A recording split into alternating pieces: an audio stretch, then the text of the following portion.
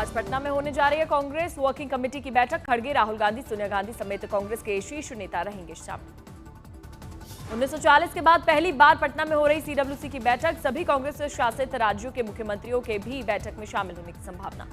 CWC की बैठक में कथित वोट चोरी और बिहार में बढ़ती अपराध दर जैसे मुद्दों पर होगी चर्चा।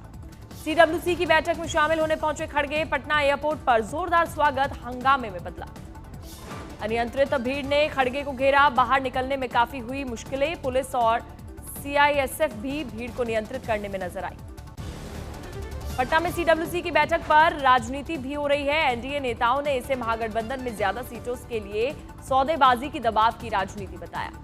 चिराग पासवान ने पटना सीडब्ल्यूसी की बैठक को वर्चस्व की लड़ाई बताया। साथ ही प्रियंका गांधी के दौरे का किया स्वागत। चिराग पासवान ने एनडीए में सीट बंटवारे पर दिया बड़ा बयान। आरजेडी और कांग्रेस को बिहार में अकेले चुनाव लड़ने की चुनौती। दूसरी ओर आज पटना में होने जा रही है बीजेपी की एक विशाल रणनीतिक बैठक। चुनावी रणनीतियों पर केंद्रित 2 दिवसीय महत्वपूर्ण बैठक। बीजेपी की बैठक में राज्य चुनावों के लिए उम्मीदवारों के चयन पर होगा मंथन। बिहार बीजेपी के शीर्ष नेता, सांसद, विधायक और पदाधिकारी भी रहेंगे मौजूद। बिहार में एआईएमआईएम प्रमुख असदुद्दीन ओवैसी की सीमांचल न्याय यात्रा आज से 27 सितंबर तक 4 दिन की यात्रा में होगी रोड शो और नुक्कड़ सभाएं। 2020 के चुनावों में एआईएमआईएम ने सीमांचल में जीती थी 4 सीटें, लेकिन 2022 में सभी सीटें आरजेडी में हो गई थी शामिल। आजम खान की रिहाई के बाद यूपी की राजनीति तेज। अखिलेश ने सत्ता में आने पर उनके खिलाफ सभी मुकदमे वापस लेने का वादा किया। अखिलेश ने कहा आजम खान हुए रिहा, न्याय ने किया झूठ और साजिश का पर्दाफाश। इटावा में शिवपाल यादव ने आजम खान की रिहाई पर कहा आजम खान को झूठे मामलों में फंसाया गया। तिहाड़ में अफजल गुरु और मकबूल भट्ट की कब्रों पर छिड़ा विवाद। कब्रों को हटाने की दायर की गई याचिका में कहा गया कि अफजल गुरु और मकबूल भट्ट की कब्रों से तिहाड़ जेल कट्टरपंथियों का ठिकाना बन गया है। याचिका में की गई मांग कि यदि आवश्यक हो तो आतंकवाद के महिमा मंडन को रोकने के लिए शवों को किसी गुप्त स्थान पर करे स्थानांतरित। दिल्ली हाईकोर्ट ने कब्रों को हटाने के निर्देश देने की मांग वाली एक जनहित याचिका पर आज हुई सुनवाई। ऑनलाइन सट्टेबाजी केस में आज सोनू सूद से ईडी की पूछताछ। कई खिलाड़ियों, अभिनेताओं और प्रभावशाली हस्तियों से भी सवाल। ग्रेटर नोएडा में नो ड्रोन फ्लाई जोन घोषित। यूपी इंटरनेशनल ट्रेड शो को लेकर किया गया फैसला। गुब्बारे और पैराग्लाइडर पर भी पाबंदी। ग्रेटर नोएडा के एक्सपो मार्ट में 25 से 29 सितंबर तक होने जा रहे UP international trade show PM Modi करेंगे उद्घाटन। मिग 21 को अंतिम सलामी। वायुसेना फ्लाई पास्ट और गार्ड ऑफ ऑनर के साथ देगी विदाई। 26 सितंबर को विशेष समारोह से पहले फुल ड्रेस रिहर्सल। चंडीगढ़ वायुसेना स्टेशन पर विशेष समारोह का आयोजन। 6 दशकों से अधिक की सेवा के बाद औपचारिक रूप से किया जा रहा विदा। राष्ट्रपति मुर्मू गुरुवार को विशेष ट्रेन में जाएंगी मथुरा। वृंदावन के मंदिरों का करेंगी दर्शन। सुरक्षा में तैनात रहेंगे लगभग 4000 जवान। पटना में यूथ कांग्रेस का प्रदर्शन। मुख्यमंत्री आवास तक मार्च करने निकले यूथ कांग्रेस के नेताओं को पुलिस ने बीच में ही रोका। 1 रुपए में उद्योगपतियों को जमीन देने में विरोध में किया गया प्रदर्शन। भोपाल की गरबा मंडल समितियों ने शुरू की हिंदू पुलिसिंग। आधार कार्ड दिखाकर, तिलक लगाकर और कलावा बांधकर गरबा में मिल रही है एंट्री। भोपाल के सबसे बड़े भोजपाल गरबा महोत्सव में गैर हिंदुओं की एंट्री प्रतिबंधित। इसी पर एमपी में जमकर हो रही है राजनीति। यूकेएसएससी पेपर लीक मामले में देहरादून में छात्रों का आरोप। सीएम से मिलने गए तो मिली धमकी।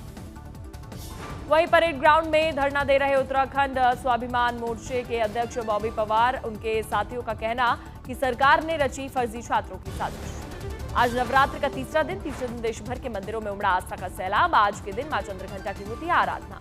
मां चंद्रघंटा की पूजा से अहंकार से मिलती है मुक्ति और मिलता है सौभाग्य। मां चंद्रघंटा की पूजा से बढ़ता है आत्मविश्वास। मंगल ग्रह की बाधाएं होती हैं दूर। 10 भुजाओं वाली मां चंद्रघंटा सिंह की करती है सवारी। लाल वस्त्र, लाल पीले फूल और मंत्र जप से मां चंद्रघंटा की पूजा बनती है सफल और फलदायी। 4 दिन नवरात्र का तीसरे दिन दिल्ली में मां कालका जी मंदिर में सुबह सुबह उमड़ी भक्तों की भीड़। दिल्ली के छतरपुर में श्री आद्या कात्यायनी शक्तिपीठ मंदिर में दर्शन के लिए दिल्ली वासियों की लगी लंबी कतार। झंडेवाला मंदिर से भी की गई तस्वीरें आई सामने।